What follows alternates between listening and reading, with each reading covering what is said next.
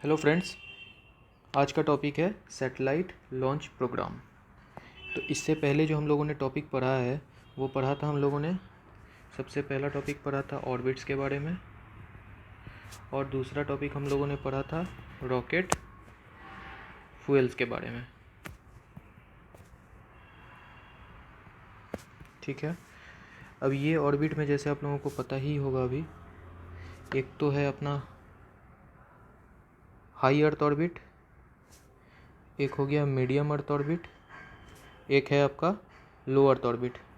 ठीक है, इस हाई अर्थ ऑर्बिट में हम लोग मेनली जियो स्टेशनरी सैटेलाइट को लॉन्च करते हैं 36,000 किलोमीटर पे। ये एक लोकेशन पे स्टेशनरी हो जाता है, इसीलिए इसे जियो स्टेशनरी सैटेलाइट बोला जाता है। ये मीडियम अर्थ ऑर्बिट में हम लोग को एक स्वीट स्पॉट जो मिलता है वो मिलता है 20,200 किलोमीटर पे, जहाँ पे कि हम लोग को जीपीएस सैटेलाइट जो है ये लॉन्च किया हुआ है। और ये यहाँ पे जो लो अर्थ ऑर्बिट में इसमें पोलर सैटेलाइट्स हम लोग मेनली लॉन्च करते हैं।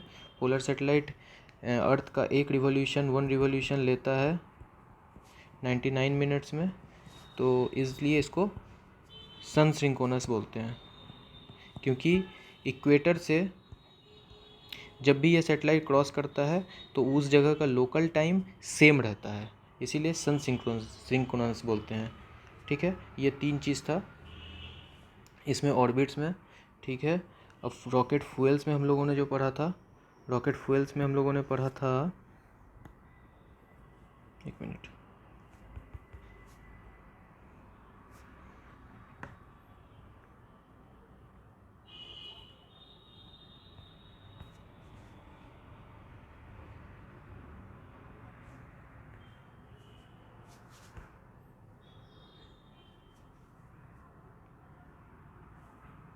रॉकेट फ्यूल्स में हम लोगों ने क्या पढ़ा था,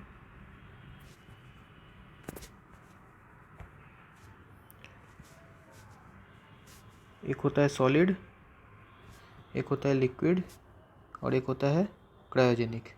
ठीक है, सॉलिड फ्यूल बहुत सिंपल होता है,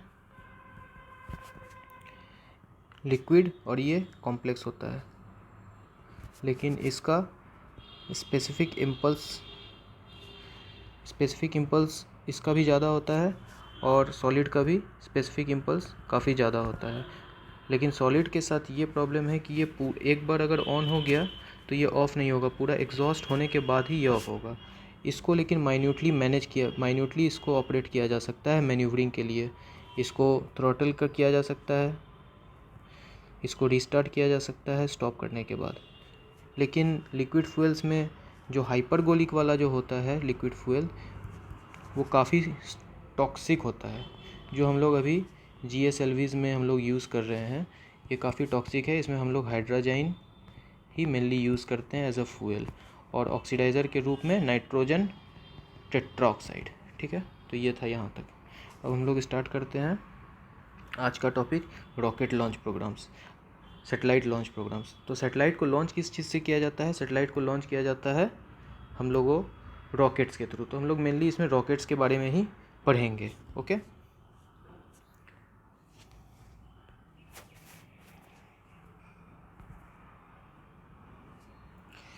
तो कौन कौन सा रॉकेट आप लोगों को तो पता ही है, पहले ही अब मैंने बता दिया है कि जियो स्टेशनरी,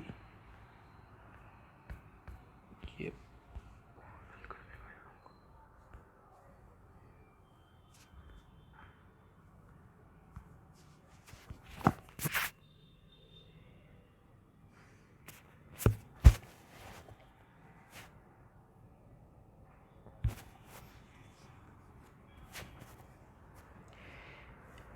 एक है जियो स्टेशनरी ऑर्बिट के लिए, एक है पोलर ऑर्बिट्स के लिए। तो सबसे पहले इंडिया में इसरो ने 1994 में सबसे पहला PSLV रॉकेट को टेस्ट किया था, सक्सेसफुल टेस्टिंग हुआ था 1994 में। तो अभी PSLV का हम लोग पार्ट्स देख लेते हैं। तो ये PSLV जो रहता है पोलर सैटेलाइट लॉन्च व्हीकल, इसका ये 4 स्टेजेस का होता है, 4 स्टेजेस। तो स्टेजेस यहाँ पे मैंने बना रखा है, ये है PS1, PS2, PS3 और PS4, ठीक है। तो ये जो PS1 रहता है, ये यहाँ पे ये PS1 जो रहता है ये सॉलिड, ठीक है। ये PS2 जो है ये आपका विकास इंजन का है, और ये जो PS3 और ये फिर ऊपर में PS4 है, ये दोनों भी लिक्विड्स का ही है। और ऊपर में अपना सेटेलाइट रहता है और पेलोड फायरिंग रहता है। नीचे में इस तरह से स्ट्रैप ऑन बूस्टर रहता है, सॉलिड स्ट्रैप ऑन बूस्टर्स, इसी को बोलते हैं स्ट्रैप ऑन बूस्टर। इस तरह से जो रहता है उसको स्ट्रैप ऑन बूस्टर्स बोलते हैं, ठीक है। तो 4 उतना याद रखना नहीं है, बस मेन याद रखना है इसमें कि 4 स्टेजेस का होता है, जिसमें कि लिक्विड एंड सॉलिड फ्यूल्स दोनों का यूज़ होता है, ठीक है। पहली बार PSLV में ही लिक्विड फ्यूल का यूज़ हुआ था, ठीक है। It is the first launch vehicle in India that has liquid stages, ठीक है। इट हैज़ 4 स्टेजेस, ठीक है। और ये जो है अपना 3rd जनरेशन लॉन्च व्हीकल है। 4th जनरेशन क्या है? 4th जनरेशन है GSLV, ठीक है। ये अपना 3rd जनरेशन लॉन्च व्हीकल है, और इसी को वर्क हॉर्स बोला जाता है इंडियन स्पेस का। अच्छा, एक चीज़ मैंने पिछले वीडियोस में बताया था कि सबसे ज़्यादा जो सैटेलाइट पाया जाता है, लॉन्चिंग जो होता है वो किस ऑर्बिट पे होता है? लो अर्थ ऑर्बिट पे होता है, यानी कि पोलर ऑर्बिट पे होता है। तो सबसे मैक्सिमम लॉन्चिंग जो है इसरो जो करता है PSLV से ही इसीलिए करेगा आप, ये इसीलिए इसको workhorse of Indian research organisation कहा जाता है। अब इसका बहुत सारा वेरिएंट्स होता है, जैसे PSLV G, PSLV CA, PSLV XL, ये तीनों को आप लोगों को ऐसे याद रखना है, ठीक है। जैसे G में स्ट्रैप ऑन मोटर्स होता है, यहाँ पे जो स्ट्रैप ऑन्स होता है वो होता है। CA में कोई स्ट्रैप ऑन मोटर्स नहीं होता है, इस तरह का है। अब इसका पेलोड कैपेसिटी को हम लोग देख लेते हैं कि कितना पेलोड लेके जा सकता है। तो ये जो है ये बहुत अच्छा चीज़ है कि PSLV जो है जियो स्टेशनरी ऑर्बिट पे भी लेके जाता है, ठीक है, और सन सिंक्रोनस ऑर्बिट पे भी लेके जाता है, यानी कि ये लो अर्थ ऑर्बिट हो गया और ये जियो स्टेशनरी ऑर्बिट। अब इसको दूर लेके जाना है, इसमें तो दूर लेके जाना है, 36,000 किलोमीटर पे लेके जाना है, तो जाहिर सी बात है कि इसमें वेट कम लेके जा पाएगा। तो इसमें 1525 kg लेके जाता है और इसमें 1750 kg लेके जाता है। ये पॉइंट आपको याद रखना है इसमें भी। तो क्या क्या पॉइंट हो गया PSLV में? PSLV में क्या क्या पॉइंट हो गया? सबसे पहला पॉइंट ये हो गया कि 1994 वाला पॉइंट हो गया, सबसे पहली बार लॉन्च किया गया था, ठीक है। इसको वर्क हॉर्स कहा जाता है। 4 स्टेजेस रहता है, इसमें लिक्विड और सॉलिड दोनों प्रोपेलेंट का यूज़ किया जाता है, ठीक है। और वेट का 1750 और 1425 kg, ठीक है। अब जो IRS का सेटेलाइट है हम लोगों के पास, रिमोट सेंसिंग का, ये PSLV ने ही लॉन्च किया था। और कौन कौन सा सेटेलाइट लॉन्च किया था PSLV ने, यहाँ पे हम लोग अभी देख लेते हैं इसको। 2019 से 2020 के बीच में जो अभी लॉन्च किया हुआ है सेटेलाइट, उसमें से कुछ कुछ को हम लोग देखेंगे। जैसे RISAT, ठीक है, ये हो गया आपका radar imaging satellite, radar imaging satellite. दूसरा हम लोग एग्जांपल देंगे कार्टोसैट, और तीसरा एग्जांपल देंगे यहाँ पे माइक्रोसैट। ये 3 एग्जांपल याद रखना है। एक हो गया कार्टोसैट, दूसरा हो गया RISAT, और तीसरा हो गया माइक्रोसैट। ये 3 एग्जांपल याद रखना है। ये माइक्रोसैट के ही थ्रू, ये एडुकेशनल सेटेलाइट इसमें से लेके गया था, बहुत माइक्रो सेटेलाइट था, इसका नाम है कलामसैट, कलामसैट V2, इसके थ्रू ही लेके गया था ये, ठीक है। It launch Microsat and Kalamsat. RISAT के बारे में थोड़ा सा पढ़ लेते हैं। रडार इमेजिंग सेटेलाइट है। It launch earth observation satellite along the 9 commercial satellite of Israel. ये सब उतना याद रखना नहीं है, ये 65th लॉन्च व्हीकल मिशन था। तो सिंपली इतना याद रखना कि अर्थ ऑब्जर्वेशन सेटेलाइट्स को मेनली PSLV लॉन्च करता है अपने ऑर्बिट्स में, उसमें से कार्टोसैट है, आरआई सैट है, माइक्रोसैट है, कलाम सैट है। ठीक है, अब आ जाते हैं हम लोग जीएसएलवी में। अभी जो लेटेस्ट हम लोगों का है वो है जीएसएलवी मार्क 3। ये मार्क 2 पुराना हो गया। ठीक है, यही हम लोग गगनयान में भी यूज़ करेंगे। ठीक है, लेकिन ये जो जीएसएलवी है ये 4th जनरेशन है। जैसे पीएसएलवी क्या था, वो था 3rd जनरेशन, उसी तरह से जीएसएलवी है 4th जनरेशन। इसमें 3 स्टेजेस रहता है। ठीक है, पहले भी बताए थे वीडियोस में, 3 स्टेजेस रहता है, सॉलिड, लिक्विड, क्रायोजेनिक, 3 स्टेज रहता है। ठीक है, सबसे पहला रहता है first stage solid motor, 4 liquid strapons, यहाँ पे लिक्विड स्ट्रैपॉन्स रहता है। ठीक है, सेकेंड वाला विकास इंजन, सेकेंड वाला विकास, और थर्ड वाला क्रायोजेनिक। ठीक है, पीएसएलवी कब लॉन्च हुआ था? पहली बार 1994 में, और जीएसएलवी सबसे पहली बार हुआ था 2001 में। ये दोनों पॉइंट फिर से याद रखना है। अब पीएसएलवी और जीएसएलवी के बारे में बताते हैं। पीएसएलवी और जीएसएलवी ये मार्क 2 का बता रहे हैं। 1750, 1425 ये है जियो स्टेशनरी ऑर्बिट में, ये है पोलर ऑर्बिट में। ठीक है, इतना लेके जा सकता है। तो जीएसएलवी ऑफ कोर्स इससे ज़्यादा लेके जाएगा क्योंकि जनरेशन भी बढ़ गया है इसका, और ये बहुत ही पावरफुल मशीन है। तो ये लेकर के जाता है लो अर्थ ऑर्बिट में ये पोलर ऑर्बिट और ये जियो स्टेशनरी ऑर्बिट। तो पोलर ऑर्बिट में लेके जाता है 5000 kg, और जियो स्टेशनरी ऑर्बिट में लेके जाता है 2500 kg। ठीक है, ये हो गया।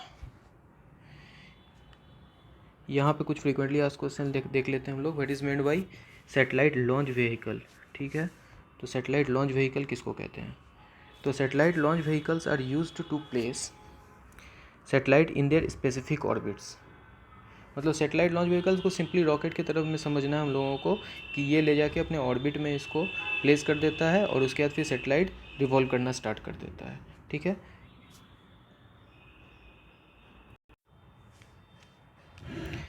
तो सैटेलाइट लॉन्च व्हीकल क्या हो गया?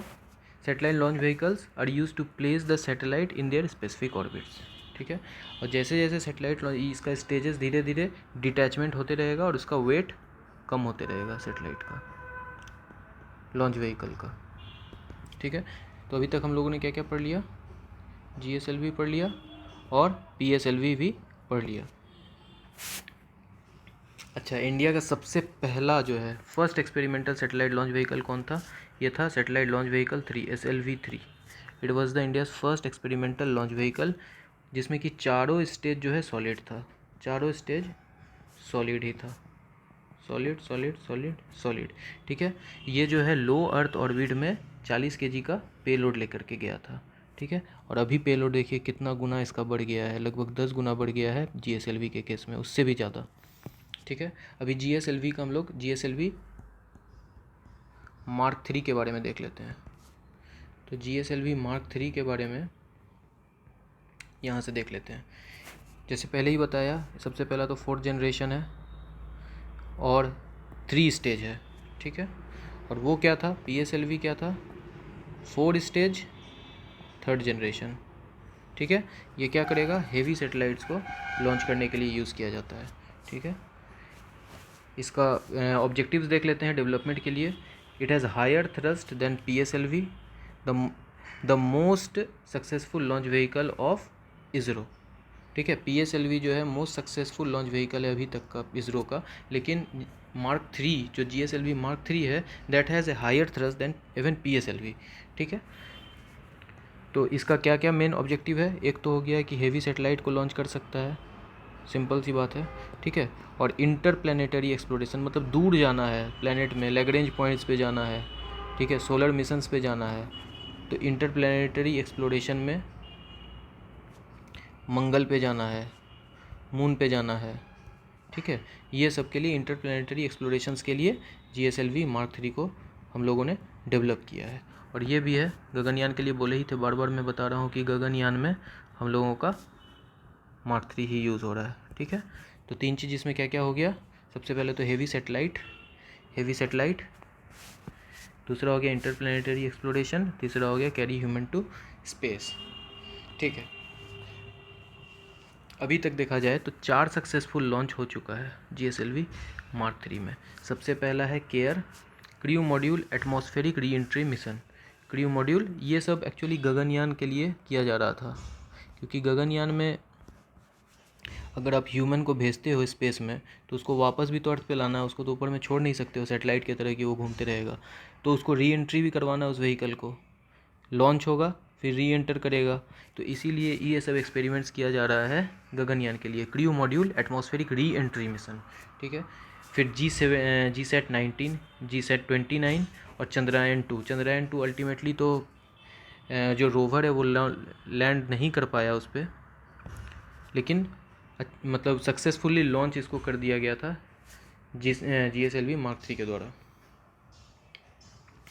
अब अगर हम लोग देख लें तीनों को अब कंपेयर कर लेते हैं पेलोड कैपेसिटी के तौर पे, तो पेलोड कैपेसिटी के तौर पे हम तीनों को भी इसमें कंपेयर करते हैं। ठीक है, तो सबसे पहले PSLV, एक हो गया GSLV, एक हो गया ये हो गया GSLV 2, ये हो गया GSLV 3, एक हो गया जियो सिंक्रोनस ऑर्बिट और ये हो गया सन सिंक्रोनस ऑर्बिट। ठीक है, तो PSLV का है 1425 kg जियो स्टेशनरी ऑर्बिट पे, सन स्टेशनरी ऑर्बिट पे हो गया 1750 kg। उसी तरह GSLV 2 का 2500 kg और 5000 kg, और GSLV 3 का और भी ज़्यादा इसका बढ़ चुका है, 4000 kg को जो है ये जियो स्टेशनरी ऑर्बिट पे फिक्स कर सकता है, और पोलर सेटेलाइट के केस में तो 10,000 kg तक ये कर सकता है। तो इसका ये पेलोड कैपेसिटी है। ओके, अब सबसे इम्पोर्टेंट हम लोग अभी एक चीज़, अच्छा इसमें ये GSLV Mark 3 को हम लोग देख लेते हैं क्या क्या है। ठीक है, ये है 2 सॉलिड बूस्टर, सबसे पहले नीचे में 2 सॉलिड बूस्टर। ठीक है, एक लिक्विड कोर विकास इंजन, 3 स्टेज होता है बताया था ना, 3 स्टेज में सॉलिड, लिक्विड और क्रायोजेनिक, ये बताया था। सॉलिड में 2 सॉलिड बूस्टर है, लिक्विड में लिक्विड विकास इंजन है, और यहाँ पे फिर क्रायोजेनिक इंजन है, और ऊपर में अकॉस्टिक हीट सील्ड है। ओके, तो ये GSLV Mark 3 का डिज़ाइन है। ठीक है, इसमें एक बार और से देख लेते हैं। 2 विकास इंजन जो कि लिक्विड प्रोपल्सन सेंटर में इसरो से डेवलप किया जा रहा है। सॉलिड बूस्टर जो यहाँ पे सॉलिड बूस्टर जो नीचे में लगा हुआ है वो विक्रम साराभाई स्पेस सेंटर में डिज़ाइन किया जा रहा है, और ये जो upper stage C-25 cryogenic engine है ये भी इसरो में ही डेवलप किया जा रहा है। अब सबसे इम्पोर्टेंट चीज़ देख लेते हैं जो अभी इसरो के लिए सबसे इम्पोर्टेंट होने वाला है, जब क्योंकि प्राइवेट पार्टिसिपेशन के लिए बहुत ही कवायद चल रही है कि प्राइवेट पार्टिसिपेशन हो। जैसे स्पेस एक्स है US में, वो स्मॉल सेटेलाइट लॉन्चेस के लिए ओपन कर दिया गया है। स्मॉल सेटेलाइट लॉन्चेस के लिए अब नासा जो है ओपन कर दिया है टू द मार्केट। इसी तरह इंडिया में भी अभी हाल फिलहाल में आत्मनिर्भर भारत के तौर पे इसको ओपन किया गया है, और IN स्पेस इस एजेंसी को बनाया गया है प्राइवेट पार्टिसिपेशन को फैसिलिटेट करने के लिए और रेगुलेट करने के लिए। ठीक है, तो ये पार्ट हम लोगों का बहुत ज़्यादा इम्पोर्टेंट हो जाता है, जो कि हर क्वेश्चन में लिखना ही है इसको। ये रीसेंट डेवलपमेंट में है। ठीक है, रीसेंट डेवलपमेंट। ठीक है, तो इसमें क्या है, इसरो जो है completed the design of SSLV क्या हो गया, स्मॉल सेटेलाइट लॉन्च व्हीकल। वहाँ हम लोग बड़े बड़े सेटेलाइट्स को लॉन्च कर रहे थे। GSLV Mark 3 में जैसा पेलोड कैपेसिटी कितना था 10,000 का, इसमें हम लोग 500 से 700 यानी कि 1/3 ऑफ दैट ऑफ PSLV का भी लो अर्थ ऑर्बिट में ही, सिर्फ लो अर्थ ऑर्बिट में लॉन्च करेगा। ठीक है, it is exclusively for small satellite, जैसे नैनो सेट हो गया, क्यूब सेट हो गया। ठीक है, एक्सक्लूसिवली एकदम है ये स्मॉल सेटेलाइट्स के लिए ही। नैनो सेट हो गया, क्यूब सेट हो गया, इसको क्या बोलते हैं, baby rocket. Satellite launch vehicle को तो मैंने बोला ही रॉकेट ही कहते हैं सिंपल भाषा में। तो SSLV को हम लोग कहते हैं बेबी रॉकेट। अब इसका क्या क्या फ़ायदा हो सकता है, ये जो है on demand access to the space. अचानक से डिमांड आ गया है कि मुझे ये सैटेलाइट भेजना है, तो on demand access to the space, ठीक है, ये सबसे इंपॉर्टेंट है, एक्सेस टू द स्पेस। ये access to the space easy होना चाहिए, कॉस्ट इफेक्टिव होना चाहिए, ठीक है, और एनवायरमेंटली गुड भी होना चाहिए, एनवायरमेंटली भी गुड होना चाहिए। ये नहीं कि हम लोग हाइड्रोजन को हमेशा यूज़ करते जा रहे हैं और मीथेन पे हम लोग शिफ्ट ही ना कर पाएँ, तो ये एनवायरमेंटली हार्मफुल हो जाएगा, ठीक है। कॉस्ट इफेक्टिव होना चाहिए, ईजी होना चाहिए, और एनवायरमेंटली भी सस्टेनेबल होना चाहिए। तो एक्सेस टू द स्पेस ये ऑन डिमांड इसलिए हो सकता है क्योंकि बहुत 15 दिन में ही असेंबल हो जाता है, और मिनिमम नंबर ऑफ पर्सन लगता है इसको असेंबल करने में, इस रॉकेट को असेंबल करने में, और उसके बाद उसके अंदर में पेलोड डालिए, सैटेलाइट डालिए और उसको लॉन्च कर दीजिए, ठीक है। ये कम्प्लीटली सॉलिड प्रोपल्सन पे ही बेस्ड है, मतलब इसका भी 3 स्टेज है, लेकिन इसका भी सॉलिड है, ठीक है। और इसमें क्या है, यूएस में जैसे आपको अभी तुरंत बताया मैंने अभी कि यूएस जो है डीरेगुलेट कर चुका है अपना small and micro satellite industry को, ठीक है। अब small and micro satellite industry को जैसे उसने डीरेगुलेट किया, तो उसमें एकदम बहुत ही ज़्यादा बूम आया है उस सेक्टर में, बहुत ही फिलिप मिला है लॉन्च सेक्टर मार्केट में, और manifold increase in small sector industry हुआ है। तो इंडिया भी इसी राह पे अभी चल रहा है। तो ये पॉइंट था स्मॉल सैटेलाइट लॉन्च व्हीकल्स में। तो इसरो का क्या होगा, अगर डिलीनिएट कर दे, अगर प्राइवेट को दे दे स्मॉल सैटेलाइट्स के लिए, तो इसरो जो है लार्ज सैटेलाइट की ओर कंसंट्रेट कर सकेगा, मैन्ड मिशन और मिशंस फॉर सोसाइटल बेनिफिट, ये सब मिशंस पे वो कंसंट्रेट कर पाएगा, R&D पे कंसंट्रेट कर पाएगा। और जिसका रिसर्च ऑलरेडी हो चुका है, जो इस्टेब्लिश हो चुका है, जो सारा मिशन इस्टेब्लिश हो चुका है, उसको हम लोग प्राइवेट को दे देंगे। स्मॉल सैटेलाइट को भी हम लोग लॉन्चिंग भी प्राइवेट को दे सकते हैं। दूसरा, ये इसमें इसीलिए बूम आने वाला है क्योंकि अब नैनो टेक्नोलॉजी का ज़माना आ चुका है। नैनो टेक्नोलॉजी मतलब 10⁻⁹, ठीक है। अब नैनो टेक्नोलॉजी के ज़माने में साइज ऑफ द सैटेलाइट एकदम छोटा होते जा रहा है। पहले जो सैटेलाइट 5000 kg का होता था, जो काम 5000 kg के सैटेलाइट से होता था, वो अब 500 kg के सैटेलाइट से हो जाता है नैनो टेक्नोलॉजी के कारण। तो उसके कारण अब जो है इसमें ऐसे ही बूम आने वाला है स्मॉल सैटेलाइट लॉन्च व्हीकल में। तो ये बहुत ही इंपॉर्टेंट है, ये लेटेस्ट डेवलपमेंट में इसरो का लिखना ही लिखना है एग्ज़ाम में, कहीं पे घुसा देना है इसको। अब दूसरा जो है ये भी बहुत इंपॉर्टेंट है, रीयूजेबल लॉन्च व्हीकल।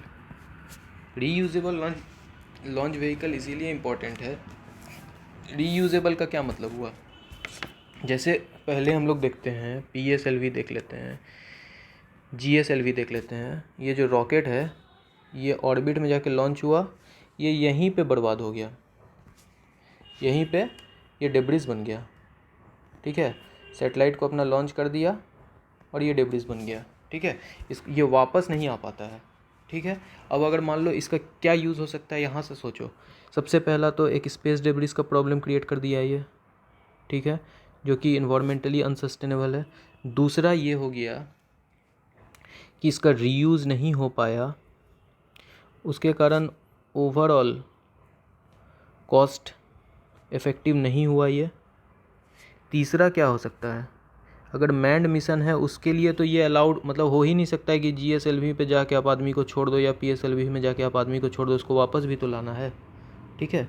तो ये तो 3 एकदम मेन हो गया कि स्पेस डेब्रिस क्रिएट करता है, रीयूज़ नहीं हो जाने के कारण ओवरऑल कॉस्ट इफेक्टिव नहीं रहता है। इनिशियल कॉस्ट तो इसका ज़्यादा रहता है, लेकिन ओवर द टाइम इसका कॉस्ट यूज़ के साथ साथ कम हो जाता है, ठीक है।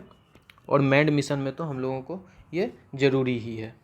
तो सबसे पहले देख लेते हैं YRLV, low cost, reliable, on demand. जब डिमांड करेगा, क्योंकि वो तो बन के रखा ही हुआ है ना, एक बार वो मिशन करके आ गया, वो वापस आ गया, फिर ऑन डिमांड होगा, फिर से सैटेलाइट भेजेगा, ठीक है। अब यहाँ पे देख लेते हैं, इसरो जो है कंडक्ट किया था पहला RLV टेस्ट 1916 में, जो कि सक्सेसफुल था। PSLV का कब किया था? 1994 में। उसी तरह GSLV का कब किया था? 2001 में। और RLV का अभी हाल फिलहाल में 2016 में सक्सेसफुल कंडक्ट किया था। ठीक है, लेकिन अभी पूरा वर्जन बनने में, कंप्लीट होने में इसको कम से कम 10 साल लगेगा। तो इसीलिए यहाँ पे हम लोग लिख सकते हैं RLV को बूस्ट करने के लिए हम लोगों को इंटरनेशनल कोऑपरेशन का ज़रूरत है, इंटरनेशनल कोऑपरेशन लेना पड़ेगा। ठीक है, इसका डेफिनेशन हम लोग देख लेते हैं। जो बताया वही है, डेफिनेशन में कुछ अलग नहीं है। The conventional launch vehicle such as PSLV and GSLV can be launched only once and then discarded because it burns out on reentering the atmosphere. वो जैसे ही री एंटर करेगा तो ड्यू टू फ्रिक्शन ये burn हो जाएगा, space debris create होगा। ठीक है, RLV, ये डिफिनेशन है। RLV is a system capable of launching payload into space more than one time.